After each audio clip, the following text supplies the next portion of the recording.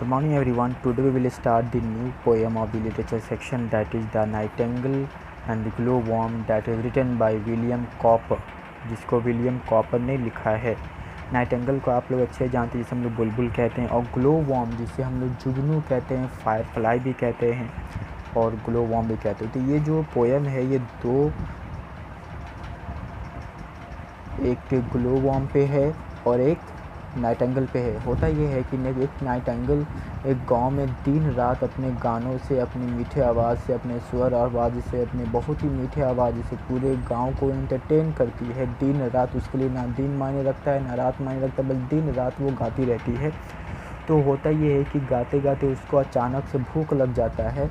भूख जैसे लगता है, रात की बात है ये, गाते गाते उसको अचानक भूख लग जाता है। भूख जब उसे लगता है तो वो भूख के मारे चारों तरफ देखने लगती है। देखती है तो ज़मीन पे वो पेड़ पे बैठी होती है। पेड़ से जब नीचे देखती है तो कुछ चमक रहा होता है, घास के ऊपर से कुछ चमक रहा होता है। तो इसको समझ में आ जाता है कि वो जुगनू है। तो ये उसको खाने का इरादा करती है, और जैसे ही वो खाने का इरादा करती है और अपने एक्टिविटी से, उसके एक्टिविटी से जुगनू को पता चल जाता है कि बुलबुल जो है उसे खाना चाहती है। तो बुलबुल जैसे उसको खाने का इरादा करती है तो नाइटिंगेल जैसे उसे खाने का इरादा करता है या करती है, तो वैसे ही जो जुगनू है उसे बोलता है कि जिस तरह से मैं तुम्हारी गानों का तारीफ़ करता हूँ, तुम्हारे अच्छे मीठे गानों का तारीफ़ करता हूँ, क्या उसी तरह से तुम मेरे लाइट की तारीफ़ करती हो?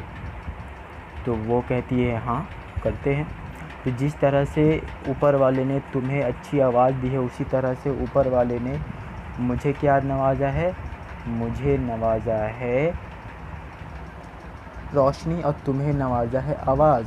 तो हम दोनों में क्या फ़र्क है? तो वो बोलती कोई फ़र्क नहीं, तुम गानों की वजह से मशहूर हो, मैं अपने लाइट की वजह से मशहूर हूँ। लोग तुम्हें गानों की वजह से पसंद करते हैं, तुम्हारी मीठी आवाज़ की वजह से पसंद करते हैं, और लोग मुझे मेरी रोशनी की वजह से पसंद करते हैं, मुझे मेरी रोशनी की वजह से पहचानते हैं। तो उसने कहा हाँ बिल्कुल। तो अगर तुम मुझे खा जाओगी तो तुम्हारी प्रशंसा कौन करेगा? अगर तुम मुझे खा जाओगी तो तुम्हारी तारीफ़ कौन करेगा? अगर तुम मुझे खा जाओगी तो तुम्हारी गाने कौन सुनेगा? तो वो कुछ देर सोचती है और बोलती है हाँ ये तो सही तो कह रहा है कि अगर मैं इसे खा जाऊंगी तो मेरे गाने कौन सुनेगा, मेरी तारीफ़ें कौन करेगा, मेरी अच्छी बातें को कौन सुनेगा। तो इस तरह से नाइटिंगेल वहाँ पे अपना इरादा बदल देती है और कहती है कि जाओ मैं तुम्हें नहीं खाऊंगी।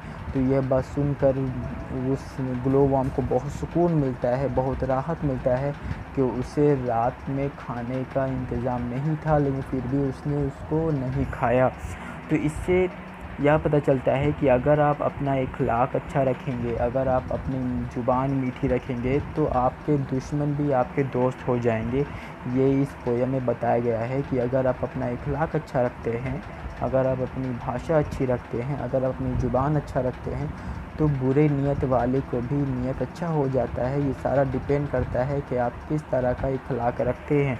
तो इस स्टोरी में यही सारी बातें बताई गई हैं, और पोएम में यही सारी बातें बताई गई हैं।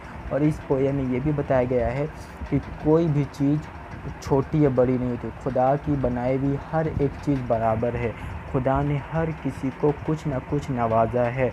इस पोएम में ये बताया गया है कि खुदा ने हर किसी को कुछ न कुछ नवाजा है जो किसी और को नहीं नवाजा। जैसे बुलबुल को खुदा ने अगर आवाज़ नवाजा है, तो जुगनू को खुदा ने रोशनी नवाजी है। अगर लोग बुलबुल को उसके आवाज़ की वजह से पसंद करते हैं, तो लोग जुगनू को उसके रोशनी की वजह से पसंद करते हैं। तो इसी तरह से इसमें बातें बताई गई हैं।